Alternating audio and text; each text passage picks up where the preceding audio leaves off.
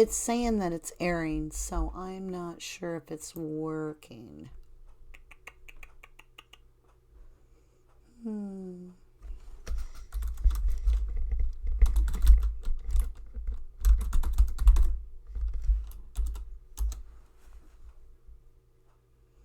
I see a huge delay. Okay.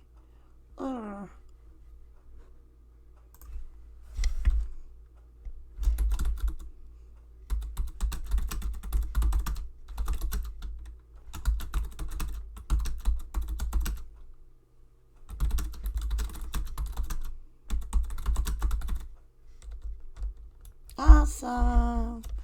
Okay, then I can quit typing. Okay, you guys.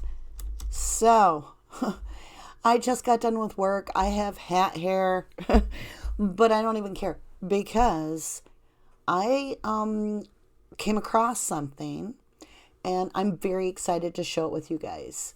Share it with you guys. So, hey everybody. Hey Dark Side. Hey Hazel. Amber, Pamela, Kimberly, my Swedish Dash, Hazel. Hi, everybody. Okay, guys, I want to jump right into it. No delay on your end. Awesome. I see you typing. Yes, I was typing. Okay, it's a Reddit. But, TikTok Manitowoc and all the Redditors out there, hats off. You guys have been working your heinies off. And when there is something shared that needs calling out, the only way I know how to do it is just go right to it and share it with you guys. So I have attached a link in the description. Now I have bifocals, my new glasses for my old age here. I just got them, so I'm going to look really dumb, but I want to make sure I read this proper to you guys. So I've attached a link, and it's at Reddit, TikTok Manitowoc, and this is called, it's posted by, first of all, posted by you/local truther 2 days ago. And it says, the title is, Ran Across Something Today and Can't Shake It. Now, before we dig in, I want you guys to remember that we were just on Cuss Road. And with the barrels and the switching, and we had Bushmen, and we had ciders, and all of a sudden we've got all the cell phone and electronics coming from a barrel that ciders found. But when we looked into the paperwork, where was ciders all day and all evening, all morning, like 4 a.m. in the morning, all through the day? With Bushmen.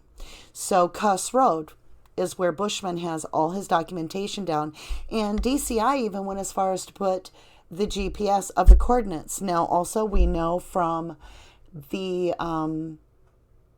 audio tracks, the dispatch calls, that there was an ambulance called. DCI was down there. A lot of attention was on Cuss Road.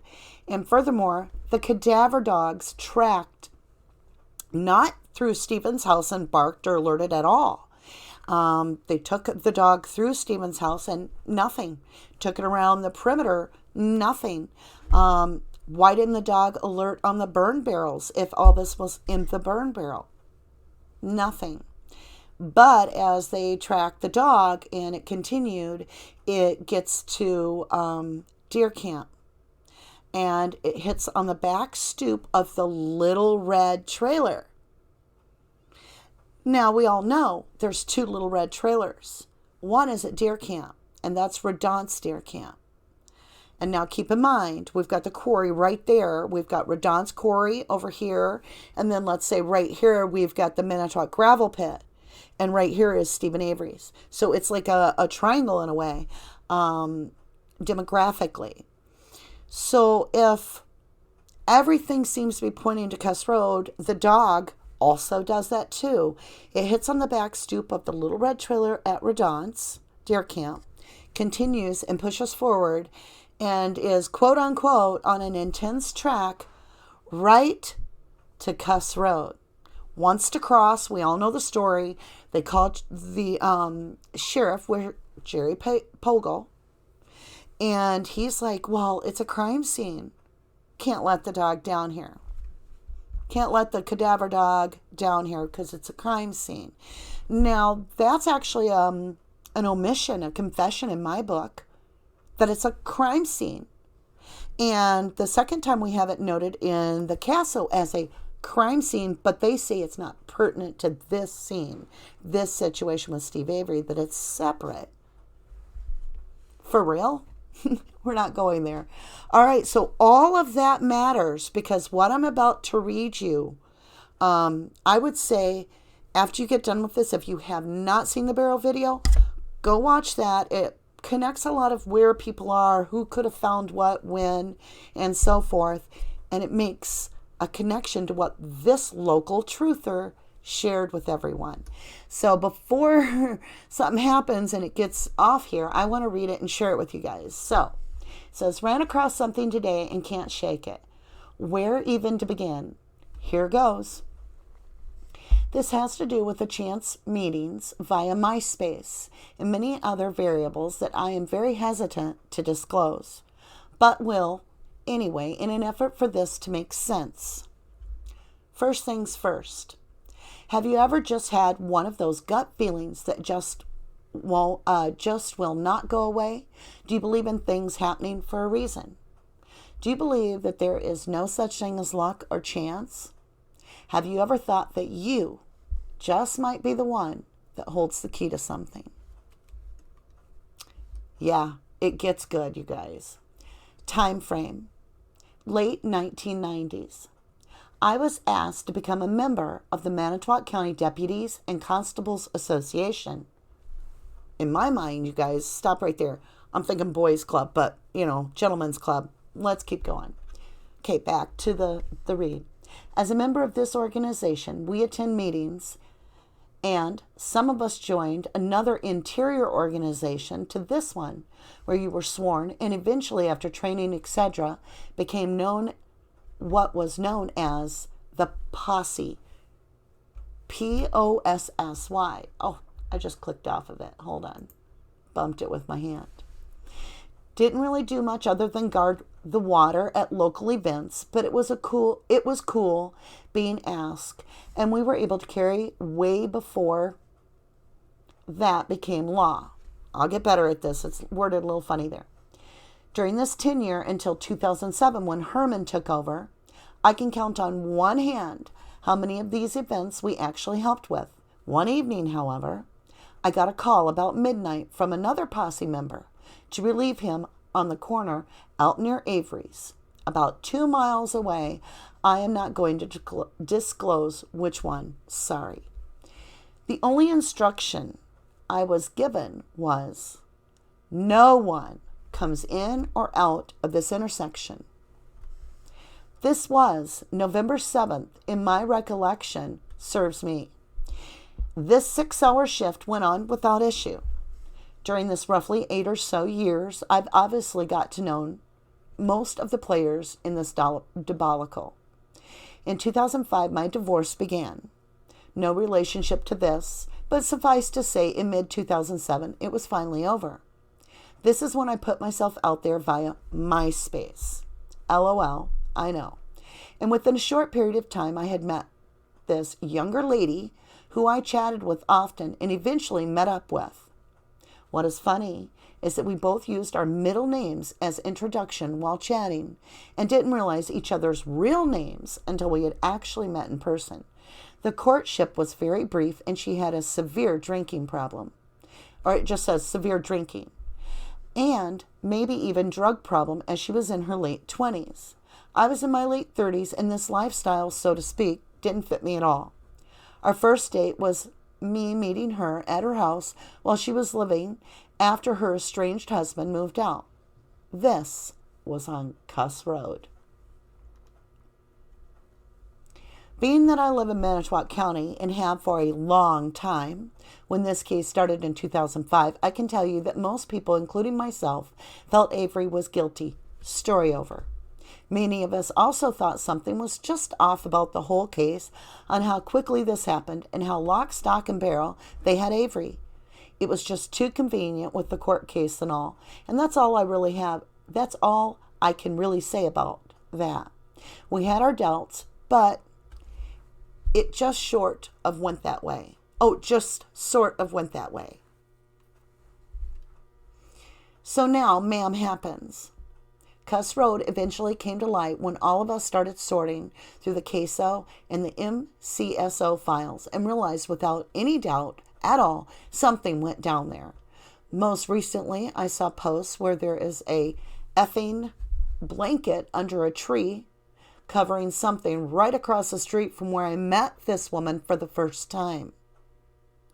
I posted about this in a very obscure fashion a couple years ago that the person I met had the same last name as a DCI agent. Did some digging, and her ex-husband and this DCI agent might actually be brothers. For sure related. The ex-husband as well as this woman I met both had military police background, and he to this day is still practicing security. They have both went on to marry others. He married a Manitowoc police officer, and she a fire safety expert. What the F? Hold on, you guys. This gets crazy. This couple and TH were about the same age, and I can test most likely the same type of lifestyle. Could they have met at some point and some photography was set up? TH was clearly able to carry on with married men without issue, so was she perhaps into a scene that was hidden from us for a reason? Did she maybe have an affair? This couple's divorce started in mid-2006 from what I can remember. So during this affair, a later murder investigation, untimely, tear them apart? Question mark. I know how effed up she was with the drinking and so forth. I just don't know. Scary as it might have, Scary as is I might have briefly dated a murderer. What if TH and JKS, I will not disclose any more than initials, had an affair, and she, BAS, got jealous and maybe had TH come over for some more porn photos. Things heated up in the heat of the moment, a tire iron to the head, and the rest is history. Could her husband have reached out to his DCI agent family member as to what to do? They have a dead woman across the street, shallow grave maybe. I never believed the bones were hers anyway, so maybe she was never burned, and this is just a rouse to keep us off track. Did they recover a body and quietly give to the hall box for private burial? Today, I am the GZ blog site and ran across my Reddit post reference there. Didn't even know it was there. And I see this photo of an email taken off TH's computer. Link to email. I'll make sure and disclose it down below. That would be her estranged middle name. Sound familiar? I don't think this habit is all that uncommon at all. We did it, and it appears, if my hunch is right, so did they. So now I'm going to jump to the link, and then we'll come back to the Reddit so that you understand why he's talking about this. It sounds real confusing, but bear with me.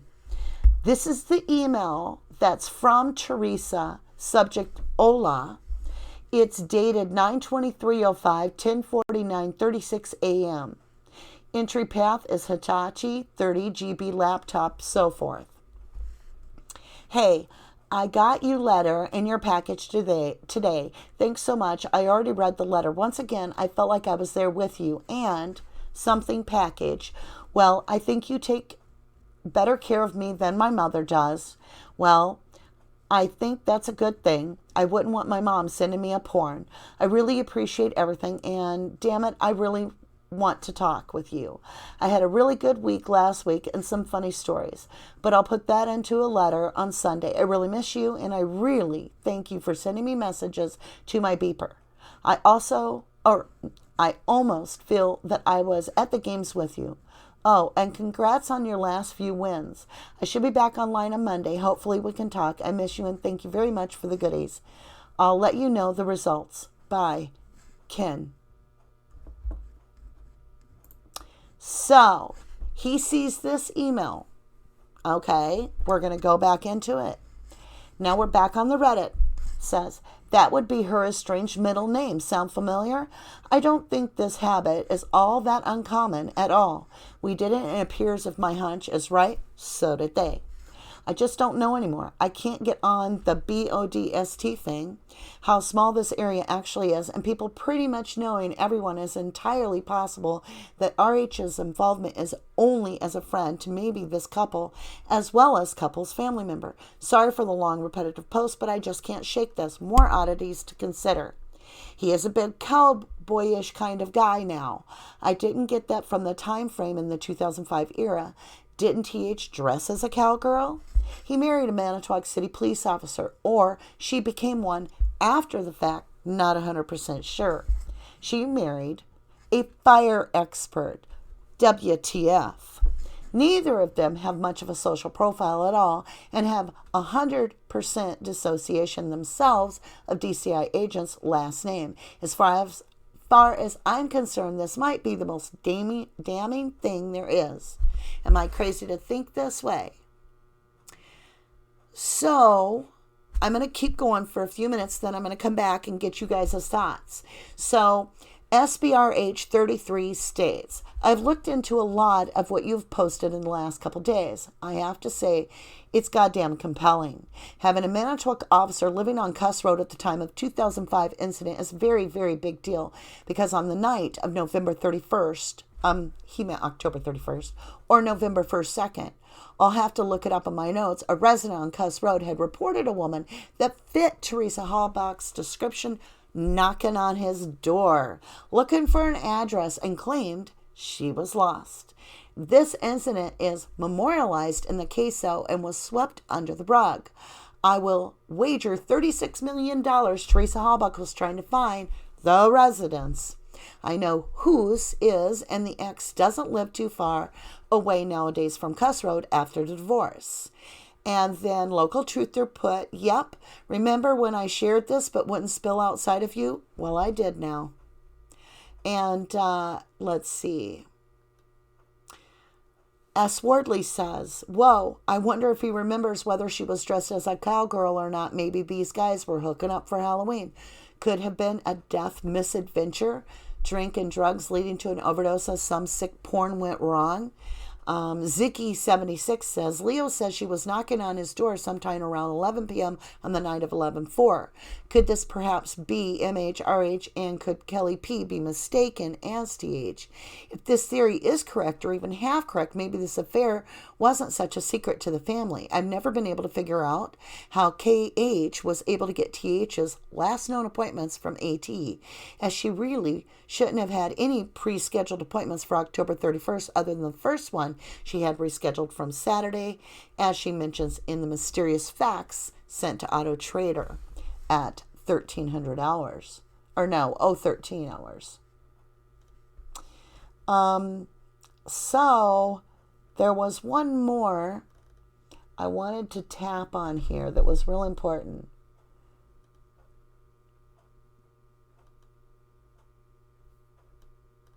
It's just interesting. This guy is talking about, are you guys following me, first of all? Because I had to read it like 3 times to completely connect everything. And I want to kind of come over to the comments. Hey, everybody. Okay. So where are you guys with our... It's so confusing at first when you read it, so that's why it's so important that I've got the link down below for you guys. So the local was guarding Cuss Road at that time, and then he's talking about dating this woman that lived on Cuss Road, and at the time, she ended up getting a divorce. Right before that, she would have been married to a DCI agent living on Cuss Road. That would have put a DCI agent on Cuss Road right at the time of Teresa's disappearance. I mean, I have to say hats off to the guy. But, you know, from everything we know with Cuss Road, I'm trying to wrap my mind around this. So you guys kind of give me some feedback as to what your take is, and I'll share with everybody. So the Goddess Norwegian says, thanks for info, not surprised, but sad to hear. Clearly, the isn't any justice anymore. Yeah. Moses Call says, finally someone will talk now if it shakes him up in the boys club. And April Womble says, quick recap, missed the first few minutes, I'm heading to the link. Yeah, you're going to need to read this, you guys. There's more.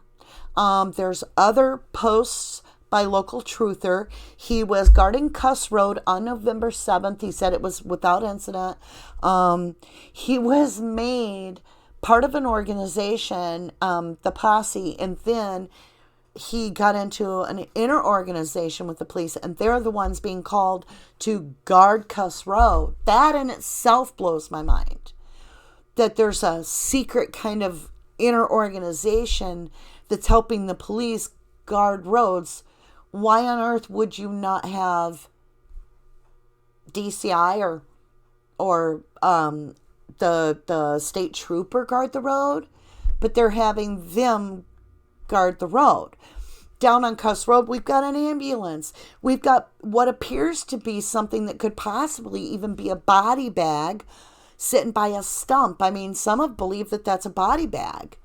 Could have a body in it. I'm starting to wonder, when on the 3rd, when Colburn found that vehicle, was the body in the vehicle? And that's what they find on Cuss Road? Did the body get taken out? Well, it would have had to get taken out of the vehicle, obviously. When did that happen? Was it so they could replant? Or, yeah, I'd say replant, because it had to have been planted at Redonce and then replanted onto Avery's. So her body would have had to come out of that raft. Is that the shallow grave site, possibly? So let's get what you guys are thinking. Dark Side of the Moon says, Rubber Ducky, they were watching Steve for quite a while, I think. Absolutely. How do you go from, Auto Trader, we have Kathy Williford, who everybody, no kidding, everybody I talk to is completely convinced, and so am I, that she is the DCI agent, or I'm sorry, DOJ agent, Kathy Williford. Yeah, one's a C, one's a K. Angela Schuster, I believe it was, kind of hinted that she was. So if we go with that, that would mean that for, what was it, a year before Teresa, the lady had the route? And then Teresa had it for, I believe it was 6 months. So that would have been 18 months prior to Teresa's disappearance that this Kathy Williford would have had access to Stevens. And did you ever notice where in one of the notes by Auto Trader, and I wish I had it to give to you, but I know it's noted, that a gentleman went with Teresa to the Avery property on one of her photo shoots. And I can't remember his name. I would love to remember his name. I would love to know what he could offer to this case. Okay, let's see what else we have.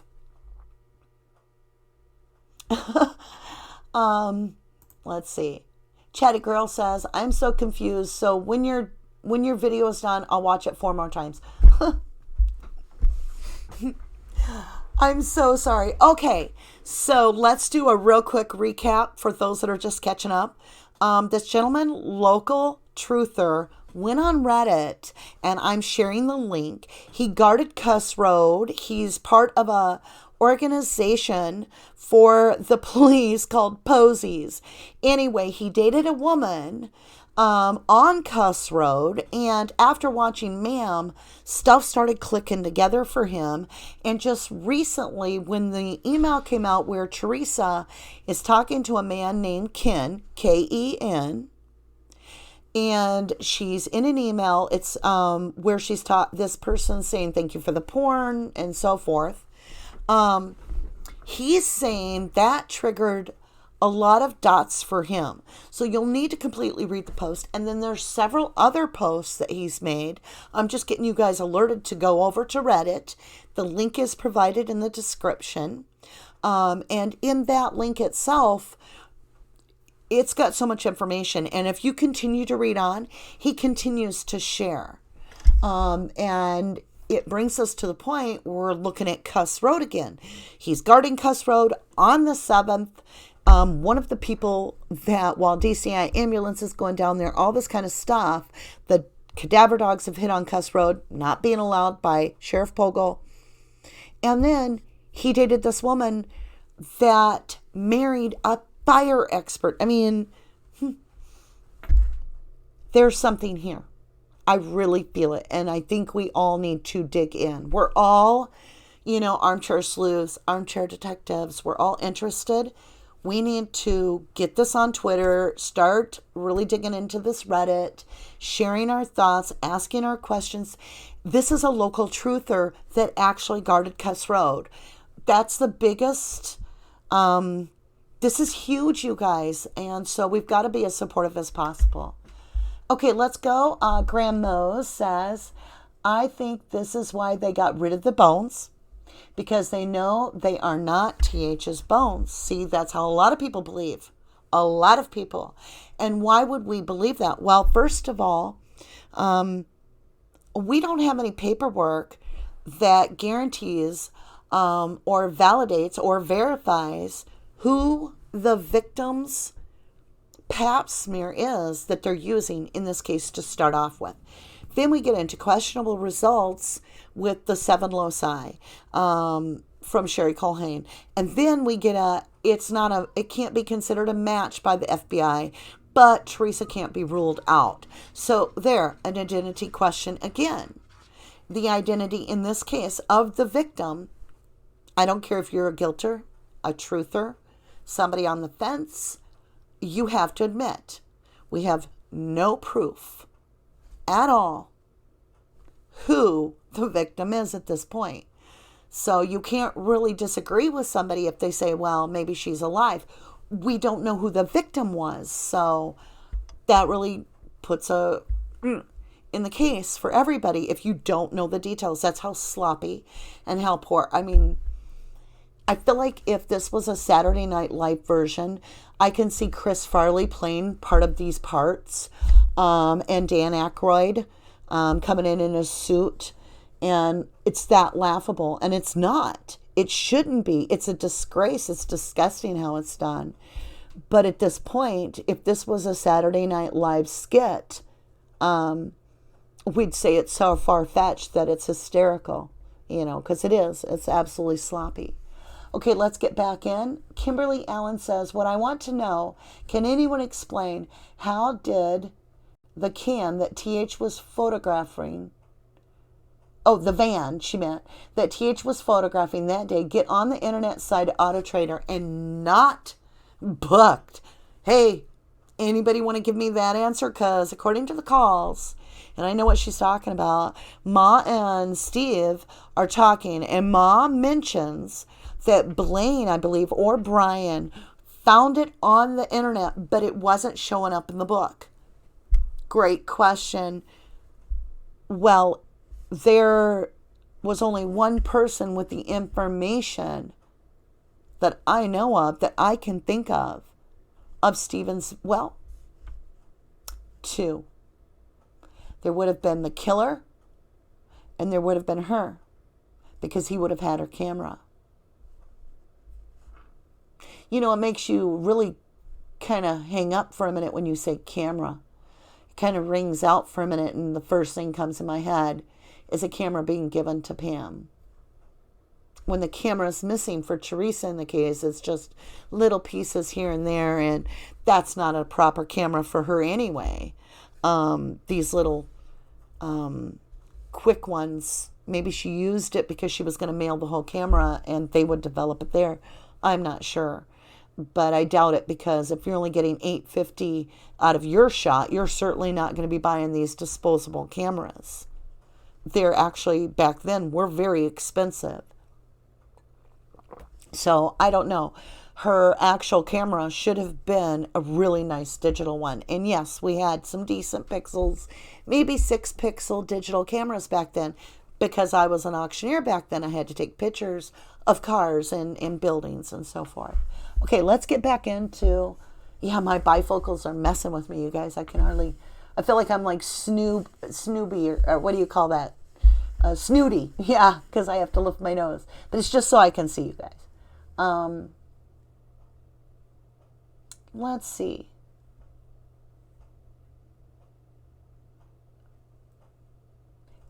Hazel C says, RD, I was posted on doc page 30 on the case of an interview by Jetering with a Kenneth Howen, who lived in the same house with HSE with Teresa, but not sure if they are in a relationship, but she was friends with her. Huh. Page 30 of the CASO of an interview by Jetering with Kenneth Howen. Well, Kenneth would be a man, wouldn't he? I kind of lost that because it says, but she was friends with her, so I got lost. Hazel, clear me up on that. I'm trying to follow you.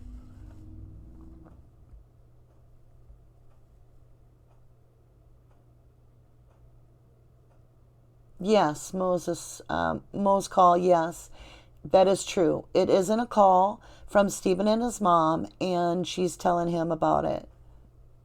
Lisa B says, I've also thought if in order to exhume TH's grave, we might find an intact corpse, and Bushman may have supplied the cremations. You know, Lisa, I'm actually, Mitch and Spence, some friends of mine, we just got done doing a podcast, and that is part of our podcast, is we're asking that exact question, Lisa. Is it possible, you guys? So let's just talk about it for a moment. What if Colburn did find a body in the back of the RAV? He's not going to touch it.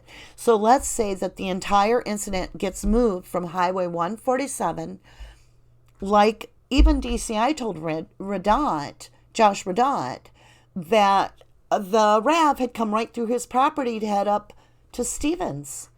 So somehow that RAV gets there, and we're looking at a shallow grave. We've got a lot of comments in this. We've got Lynn Kaczynski's notes. Again, I know I say this all the time, but he's the one that wrote H1, H2 photographs. There's 150, you guys, or more, of body measurement dig site. And Jody was promised to see a body, and Brendan was told he was going to see a body. There was a guy that called in, and he said that he had heard a rumor, or someone had heard a rumor over the scanner, that they had found a body. And the lady says, not on her scanner. Which scanner is she using, though? She's not got Manitowoc's. She's CASO scanner, see? Yeah. So, did they find a body down on Cuss Road? And that's become more and more my thought. And did Bushman supply some bones, some cremations? And if you're wondering, if you're newer to the case, Bushman married Ann Pfeiffer. And Pfeiffer Funeral Home is owned by Ann's family. So Bushman would have had full access to the Pfeiffer Funeral Home. And Carmen Botwell and Teresa Halbach, keep this in mind. I want to really talk about this for a second. Carmen Botwell, 24 years old. Teresa Halbach, 25 years old. Same physical build, the same weight, the same height. They may not have looked exactly alike, but they had the same build, the same body frame. They both were never seen again. Both disappeared October 31st.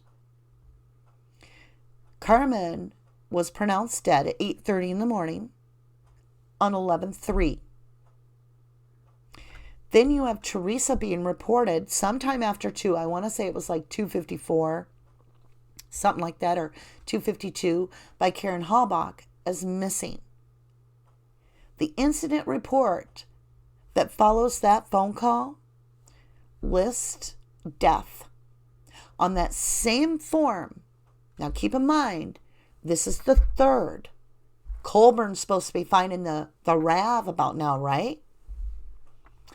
it has on the same form that lists Teresa deceased as death, incident, death, it says in evidence, RAV4 seized, evidence seized. Dark green even describes it. So how do we go from seizing the RAV4 on the 3rd, Teresa being reported missing, to death on the 3rd, and then start over, do over. Here's our Saturday Night Live skit. Chris Farley's like, wait a minute. I want that RAV to be over there on that Avery property. That's kind of what I hear from Saturday Night Live in my head. It's a joke. It's a joke. And now Pam, when she finds it, she doesn't call Pogle's cell phone, the sheriff's cell phone, like she's supposed to. See, it's all set up. She's supposed to call Sheriff Pogle's cell phone, and Ryan gives her a camera, and Scott Blodorn Ryan gives her a map. Scott Blodorn gives her a camera. We got nighttime and daytime photos taken on the same camera. Yeah. Wonder why. Was it because the nighttime ones were when they found it on the 3rd? But now we got to go through the charade that it gets found on the 5th with Pam Sturm. Problem is, even Pam gives it away because she doesn't call the right number. She calls dispatch. And she's talking about putting something. You can hear her. She stops short. She catches herself. But she's calling dispatch because she's hoping that she can get some more information. She feels like she's been duped. And you can tell it's because it's not what she's expecting. Period. But it's more bluish than green. She wants it to be green bad. She won't even hardly talk to them because she has doubts that's Teresa's vehicle. Why? Because it doesn't appear to be the right color to her. Teresa's own mom said dark green. So now Pam Sturm can't find the VIN number, and she's been in the business for years as a private eye. She even says, I've been in the business. Yeah, I know where. Isn't that strange? Isn't that funny? And yeah. Well, you know why? Because it's been moved and tampered with. And that is according to Rimiker on trial under oath. So, what happened on Cuss Road that this guy on this Reddit is guarding? He's guarding it. He's talking about this DCI agent that's down there. I'm just saying, same first middle names, I should say, and they're using it. I don't know. I think it's going to come up. I think this is going to connect some details. I just haven't quite got it all put together yet. But you guys need in on this, and you need to be able to go read the Reddit, follow down along the read and into the comments. I know it's gotten to be a big thing. I'm going to be tweeting this. We want as many eyes on it as we can. Okay, let's come over here. Let's see. Dark Side of the Moon said, that's why the lack of remorse from the family, maybe. Well, you got to look at the death certificate, too.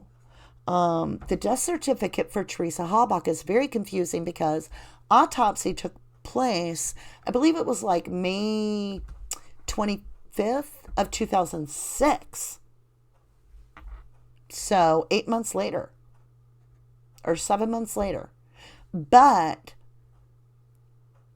the death certificate has autopsy checked, so an autopsy is performed, but the Whiting Funeral Home signs for that November 10th, 2005. Right after Cuss Road, Whiting Funeral Home signs for it. What are they signing for? It's a box for when you receive the cremains of someone. So, we're going to turn the cremains over to this funeral home, and we want proof they've received it. There's the box, number such and such, and when they receive something, they sign the box, and they date when they got it. It's a chain of custody. And Whiting Funeral Home signs it, 11/10/05, right after. So what they do, find a body in the back of the RAV on Cuss Road? Is that what they really found with the electronics sitting in a barrel? And did they find the RAV days before and put that up on Avery's? Or was it a fake RAV? Maybe they couldn't find any evidence. Maybe, like some people have suggested, They couldn't find the evidence, so they faked it till they made it. And they put a fake Rev up there. I don't know. I just know this is important to Cuss Road. This guy guarded Cuss Road. He dated somebody that lived on Cuss Road. A DCI agent was in that household, married to her, then divorces her. She marries a fire expert. And we may have had a victim straight across the road, directly across the road. It's just too... And he guarded it on 11/7 when they're down at Cuss Road where Bushman is, and Siders that finds all the electronics in the camera in the burn barrel. And where is Siders? According to all their paperwork, with Bushman. Where's Bushman? Well, we know. He even says it on his phone. He's down at the end of Cuss Road. He himself, out of own Mr. Bushman's mouth, on the call, on dispatch calls, is at Cuss Road. So, and he even says they found cell phone, and then in the background you can hear Teresa Hallbach, and we've all been trying to figure that out. Hey, Zellner, if you're listening, could you please take your listening experts that you use to find out that it says it's hers for that phone call with Colburn? Could you please listen to the Cuss Road dispatch call and tell me what that says when they say Teresa Hallbach? Because there's something there. I guarantee you. Okay, let's see what else we've got. You guys, we've only got about 15 minutes here, and then we're going to call it a night because I need to eat something, got to feed the kids and stuff. Lisa B says, I've also heard that Carmen's family received her remains already divided into several small containers, and I've never known a funeral home to do that for families. And that's true. And it took weeks for them to get Carmen's remains. I do know for a fact that it took over 3 weeks to get Carmen's remains back, and it should have been like right away. Right away. It takes a few hours to cremate, and if you put it through the grinder, you're looking at, whatever time it takes. Same day process even. The next day for sure. So why 3 weeks? Let's see here. And Annie Painter says, no, remains come in one container. Normally they do, but they did not with Carmen. They got them in separate little containers. So that has been told to me by a very good family friend. So, and I know I can trust this person. They did give me some information. So let's see. Did Super Mario ask something? Because I see Darkside said it was a good question. I don't want to miss it.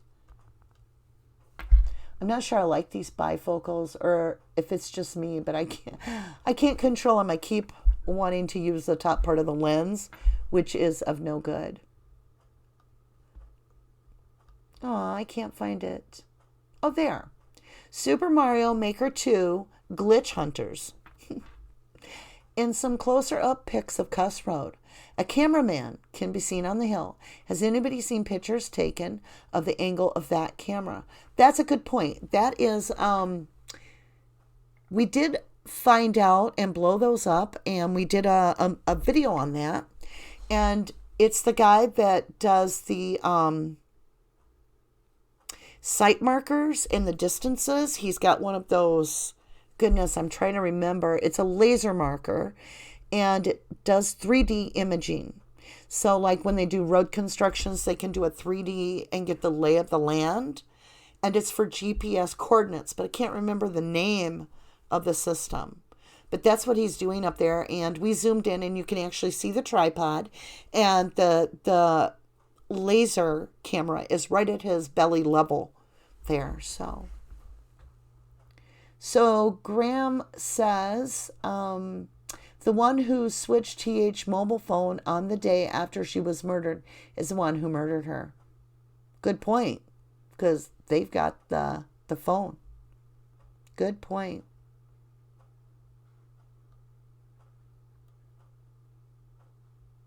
Let's see. No one comes in. Yeah.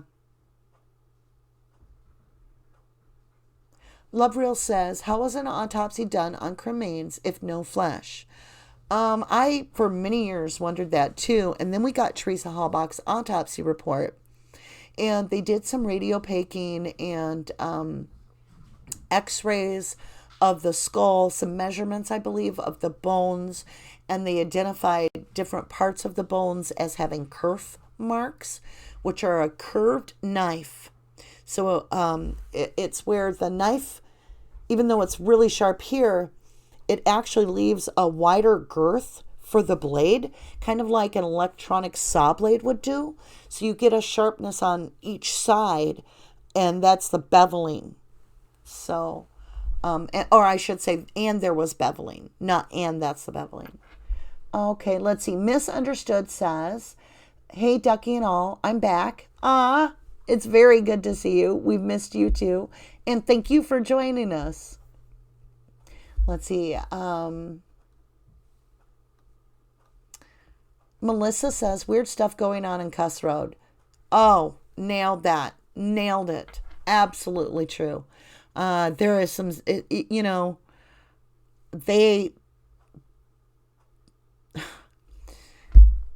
they measured the tracks on the back of Bushman's paperwork. And that means that we're looking at vehicle tire tracks. What do you want to make a bet that that's the RAV tracks? Because Zellner has already said it was at the Redont Deer Camp covered up and sitting there for a while.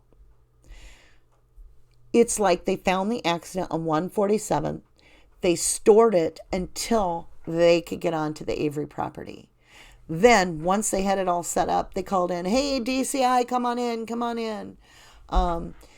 But I find this Reddit post, and it's called, and that's what we're doing today. It's called, ran across something today and can't shake it. So I'm going to jump back real quick to that. And Missing Truth responded and said, I personally think, quote, gut feelings are important. I listen to mine when my spidey senses kick in. I think intuition is a gift, not to be ignored. The email cannot be denied. Teresa sent him a packet of porn shots. And the way it reads, it seems like pictures of her. And he is going to let her know the, quote, results. He really misses her and really wants to talk to her. This email was sent to her on Friday, 9/23/2005 at 10:49 in the morning, and he received the letter and package that day. Was he home or at a job? He will be back online on Monday, so I had always thought he might have been married since he won't be online over the weekend. If he missed her so much and she was sending porn to him, why weren't they regularly finding time to see each other? Well, not if he's married. Yes, he could have definitely been having an affair. Some women find it a real challenge and feed their ego to see just how far they can get a married man to go. It can certainly become a very dangerous situation. I know I had heard way back when that Teresa was very flirty at the bar scene. You really never know. Okay, we'll grab a couple more. I'm going to read this one because it's almost like not a laughing matter that King Kratz has now become a suspect in a lot of our minds. And I say ours because my suspicion started coming into when you start looking at the way he talked during all this sexting. And then you look at Bobby Dassey's supposed alleged computer time frames. I'm starting to go, what? Was that King Kratz hard drive and they just switched it up on the evidence table? They're switching and swapping everything else. I don't know. I'm just throwing it out there. So Just a Breath Away says, from the first time I saw anything about this case, my gut said the true murder is KK. A psychopath has to remain in the middle of the drama, even stir the pot some after the fact, and a normal person would close the door on this part of their career life after the trial.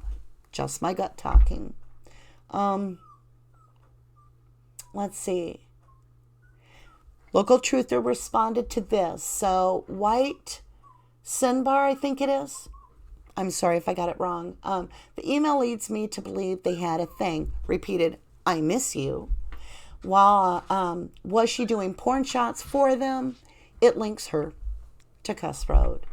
And Local Truther says, careful, it might lead her to Cuss Road, even if this email isn't the right person. The way things work for me is I noticed SHIT like this all the time. This email indicates TH most certainly had a second darker side. We saw almost nothing from her computer and phone. Maybe the real correspondence hadn't been seen, but is unknown. Rickard Seville says, I went back and double-checked the audiobook. This email is used in the second chapter of John Ferrick's Wrecking Crew. He almost definitely tried to identify the author of this email. Maybe you could reach out to him. He's on Twitter. And let's see. CJB 2005 says, you aren't crazy. Truth is, had a proper investigation taken place, we wouldn't be racking our collective brains trying to figure out what the hell actually happened. Reader WNY says, I remember your posts. Glad you add this information. I think TH sent nude pictures of herself to him. To me, it sounds like they were involved sexually. Her sending him message on this beeper pager. He misses her. He takes good care of him. Or she takes good care of him. Definitely sounds like they were involved. The fact she shut her phone off about the same time as she came to Cuss Road turn off. This could explain the age familiar's odd behavior. I think you may have 100% solution. Excellent post. Were there goodies in the form of pot brownies? Good question.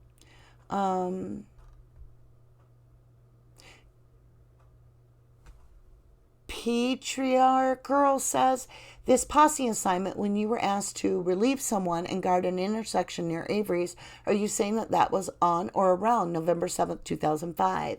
And Local Truther says, that's what I am saying. Petros thinks, so that was after TH's car had been found on Avery's, and there were cops everywhere. What is MTSO instructing you?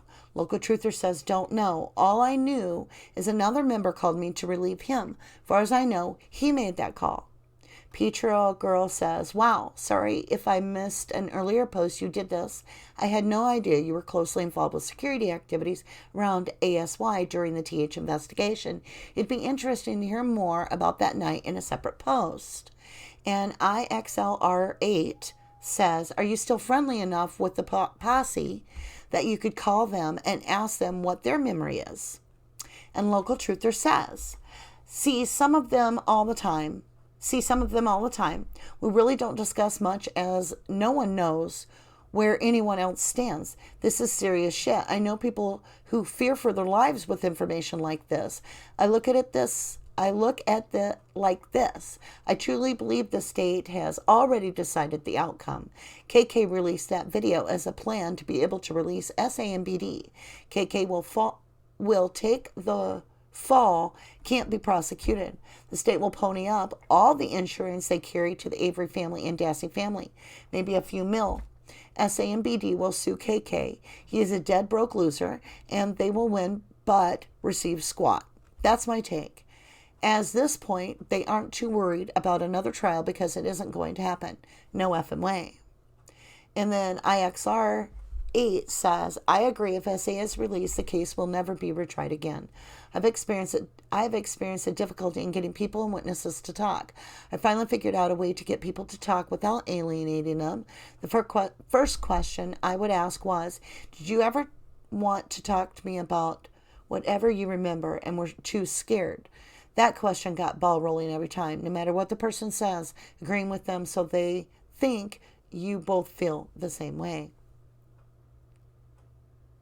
I'm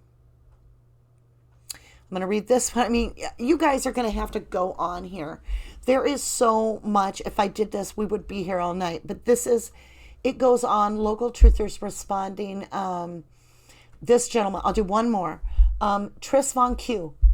So I'm sitting here watching MaM 2 on episode 2, and what would you know, Zellner's having a session with her team talking about the rear light damage on Teresa's RAV4 being connected to the murder. Also in discussion is the 74 red Pinto that was blocking access to the property when they start talking about how they don't have the missing link connecting her to Quarry Cuss Road, where the dogs pick up her scent, not remains. What if you are the missing link connecting her to Cuss Road? Local Truther says, I never saw her. It's just one of those god dang it's where my experience and my gut are on to something. Making sense? Tris Von Q. I understand. That's not what I'm getting at. I apologize. They're not seeking an eyewitness account.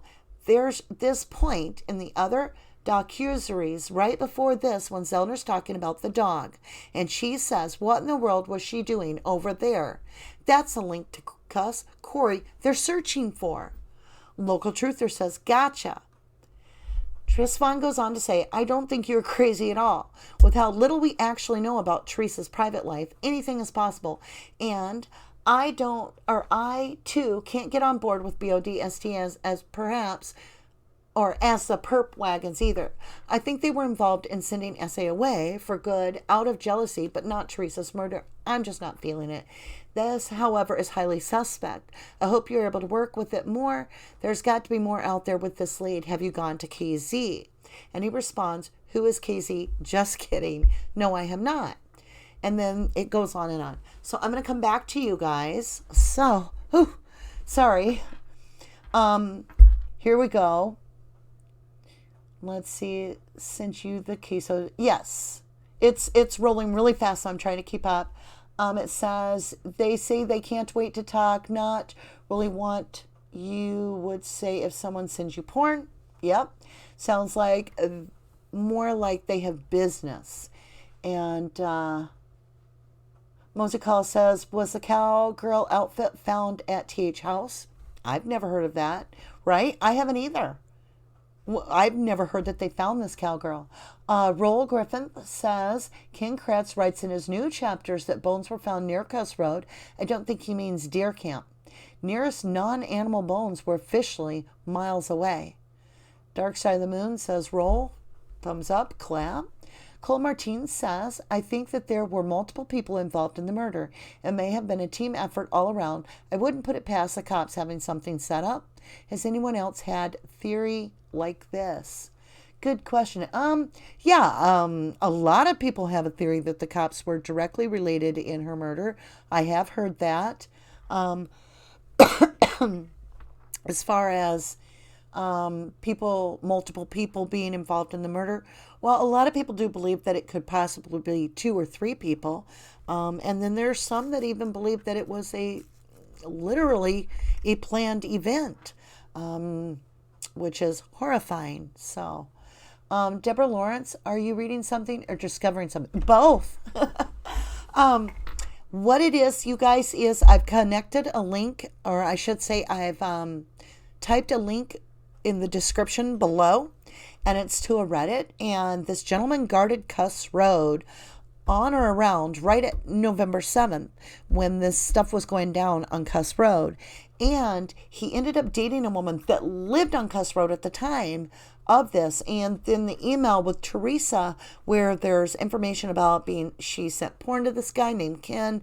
It all starts, you got to read the Reddit, you guys. I read it through for you guys, and I've been reading little pieces. But this is more or less just to bring awareness to TikTok Manitowoc, where Local Truther has it posted, and he's got it titled just like I do here so that you can find it. And it's titled, Ran Across Something Today and Can't Shake It. And that's on Reddit, and I invite you to definitely dig in. I think we have found something.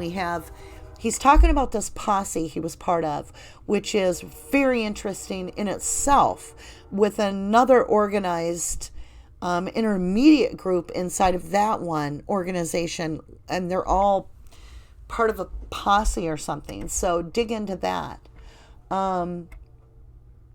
But TH's family loved the police. Dark Side of the Moon says Steve saw headlights the week before, didn't he?